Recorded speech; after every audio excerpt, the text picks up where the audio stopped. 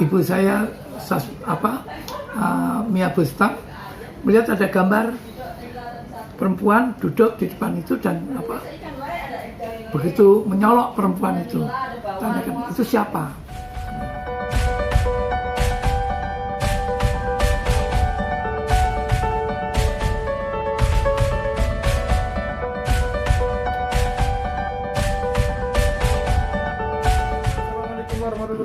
Kita masih di channel Rianto Keri, masih di materi tentang dua sisi.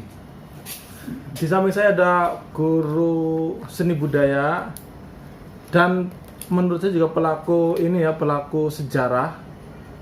Ya enggak dong. Oh enggak juga ya. Namanya Pak Watugunung. Oke. Pak Watugunung ini anak dari Pak Sujoyono ya Pak ya? Betul. Sujoyono siapa sih Pak? Sindudarsono Sujoyono. Sindudarsono Sujoyono. Itu terkenal dengan S. Sujoyono gitu. Oh. Itu pelukis ya Pak ya? Iya. Seniman. Kalau nggak salah itu kan seniman modern, apa seniman? Dia bapak seni rupa modern Indonesia. Karena dia pertama kali memperkenalkan gaya dari Eropa ke Indonesia, aliran ekspresionis. Ekspresionis, jadi lebih ekspresif gitu ya? Iya. Kalau dulu kan, kalau pelukis klasik kan wayang kalau di Indonesia ya, wayang, itu atau patung itu relief tuh hanya tidak menggambarkan kesan 3 dimensi. Kemudian Raden Saleh mempelopori lukisan gaya Eropa yang dengan teknik teknik perspektif. Ya, Indonesia mulai mengenal lukisan-lukisan yang seperti lukisan yang kita kenal saat ini. Kemudian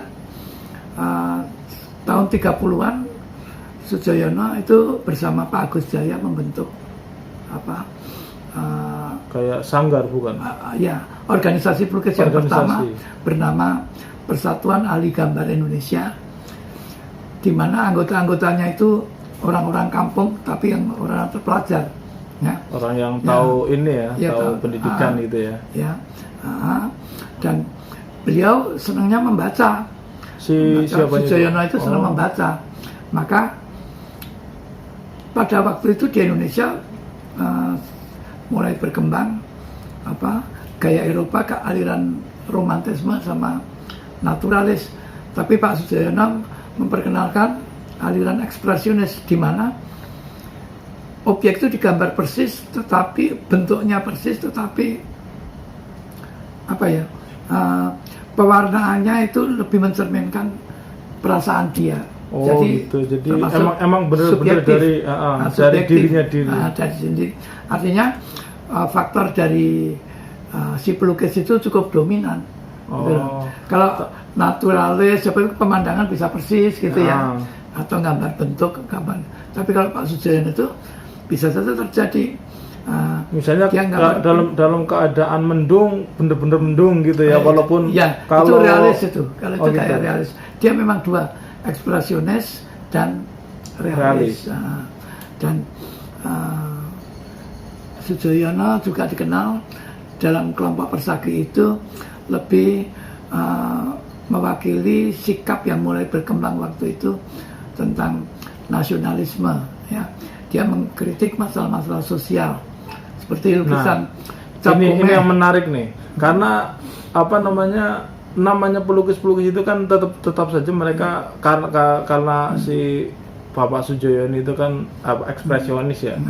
Dan ini ada nggak sih gambarannya atau lukisannya itu ada nggak pengaruh-pengaruh dari luar? Atau itu murni dari diri dia sendiri dan itu jelas dari Eropa. Dari Eropa. Karena dia banyak membaca buku. Pada waktu dia diberi kesempatan oleh Bung Karno di Praha kalau nggak salah, Festival Pemuda, beliau kalau orang-orang lain yang dibawa kamera, ya toh. Kamera rata-rata, kalau Sujoyono enggak, dia buku sampai berpeti-peti ya, buku-buku tentang seni patung dan seni. Berarti emang lukis. bener-bener suka membaca, namun Iya. dalam konteks seni itu. Seni ya. Di samping juga mungkin buku-buku politik ya. Nah. Sujoyono kan banyak dipengaruhi oleh aliran-aliran kiri pada waktu itu. Oke, nanti kalau untuk politiknya nanti dulu kita sambung ke video berikutnya. Sekarang kita bahas tentang lukisnya, Pak. Menurut Bapak itu lukisan apa yang paling menurut Bapak nih ya dari karyanya Pak Sujoyono itu lukisan apa yang paling menarik? Yang paling menarik kalau bagi saya ini apa itu lukisan di depan kelambu terbuka. Di depan kelambu terbuka. terbuka. Nanti kita tayangkan. Nah, Itu apa menariknya? jadi banyak orang-orang tidak tahu itu perempuan siapa. Ada perempuan duduk pakai kebaya di depan tempat tidur dan bertanya-tanya Pak sepeninggal Sujoyono, siapa sebenarnya perempuan itu? Oh gitu, misteri gitu ya. Sama seperti si pelukis Leonardo da Vinci, dia menggambar tokoh si siapa Mona Lisa. Oh iya, Mona siapa Lisa itu juga sama ya. Artinya banyak misteri di balik itu.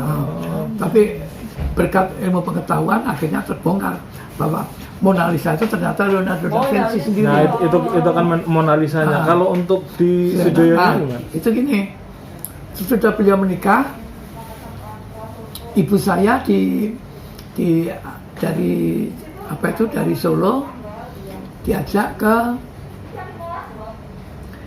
Jakarta, tinggal di Jakarta. Batavia. Oh iya, dulu masih Batavia atau udah Jakarta? Ya masih Batavia. Oh masih Batavia ini ya. Nah, Kira-kira sekitar tahun berapa sih Pak? Diajaknya ibu tinggal ke Jakarta? tahun 42 ya. 42-an, 43. 42. Ya. Itu dibawa ke Jakarta. Iya. Apa itu? Nah, di sana ibu saya Mia Bustang melihat ada gambar perempuan duduk di depan itu dan begitu menyolok perempuan itu, tanyakan itu siapa. Lalu saya menerangkan dia adalah Adisti, seorang pelacur. Pelacur langganan saya. Ya. Sujoyono yang mengatakan itu di depan istrinya sendiri. Iya. Berarti emang karena dia realis kan orang yang mengutamakan kejujuran. Artinya emang benar-benar jujur dan berani gitu ya. Iya. Saking beraninya dia nggak karena mau ada dusta di antara kakek saya Mbak Sindu Darmo itu senang dengan ibu saya karena sesudah dengan ibu saya Sujoyono berhenti dari kebiasaan senang dengan pelacur. Oh gitu. Ya. Jadi ketika sudah menikah, terus kebiasaan. Berarti sama siapa tadi yang pelacurnya itu? Adisti. Itu sebelum. Iya, sebelum. Itu pelacur Senen. Itu pelacur di Senen. Ya. Nah, sudah. Itu kok kamu bisa lukis dia gitu. Iya. Aku melihat dia terpesona kecantikannya, cuma dia saya ajak untuk tinggal di rumah. Tentu saja Mbah Kakung saya, Mbah Sindu Darmo gaduh, kok pelacur dibawa ke rumah. Bapak saya karena nggak umum juga sih ya. Kepengen mengawini, idealis ya, ingin mengawini, tapi lalu diajak ini kemudian dilukis. Nah, gambar itu jadi salah satu masterpiece atau karya yang terbaik dari Sujoyono karena menggambarkan bagaimana perempuan itu melihat tidak tersenyum, dia punya wajah cantik tapi matanya penuh dendam. Oh gitu ya. Jadi dendam terhadap situasi masyarakat sosial yang menyebabkan dia seperti terhina itu sebagai orang ini. Ya. Dan itu adalah misteri dari kelambu. Iya, itu banyak orang nggak tahu. Oh gitu. Bahkan istri Sujoyono yang kedua itu marah tentang riwayat Adisti itu diungkap di di depan publik. Sebelumnya ibu saya masyarakat nggak tahu siapa sih itu di depan publik, terbuka, asal perempuan aja mungkin. Oh gitu ya, karena kan namanya waktu itu juga belum ada, mungkin ya belum pada tahu bahwa itu adalah seorang pelacur yang iya, nggak tahu, nggak sangka, kaget masyarakat waktu itu. Nah, kemudian bagaimana dia lakukannya? Dia ikut saya kurang dari sebulan kalau nggak salah ya. Lalu dia lari lagi. Oh, si pelacurnya. Nah, karena dia menyangka bahwa saya itu orang kaya. Oh. Ya, Sujoyono kan waktu itu jadi seorang guru. Kerjaan guru di daerah Kemayoran. Oh, berarti anaknya nurunin juga ya, Pak? dia guru di apa sih namanya? Taman siswa. Iya, taman siswa, ya, taman siswa, tapi juga ada di apa gitu ya. Oh, ada sekolah lain ya? Kalau saya lihat ada, dia mendirikan sekolah kok begitu ya. Ada potretnya itu ya.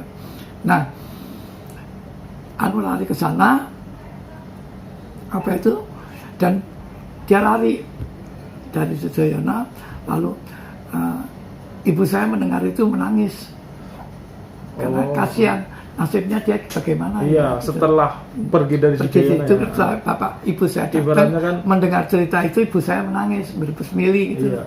Kasihan dia. Iya, karena kabarnya dia bagaimana ya gitu loh. Karena kan sama-sama perempuan juga, dan iya, mungkin ibu bapak juga merasa ya, ntar kalau keluar lagi jadi pelacur lagi mungkin gitu. Iya. Nah, itu yang saya banggakan dari ibu saya. Kalau perempuan lain mungkin cemburu, marah-marah atau bagaimana. Oh iya. Ya. Pasti sih ya. Karena kan tetap aja nggak terima kan. Iya. Ya, itu yang gambar yang dianggap terbaik. Tapi yang terkenal selain itu juga ada lukisan Seko. Seko. Seko itu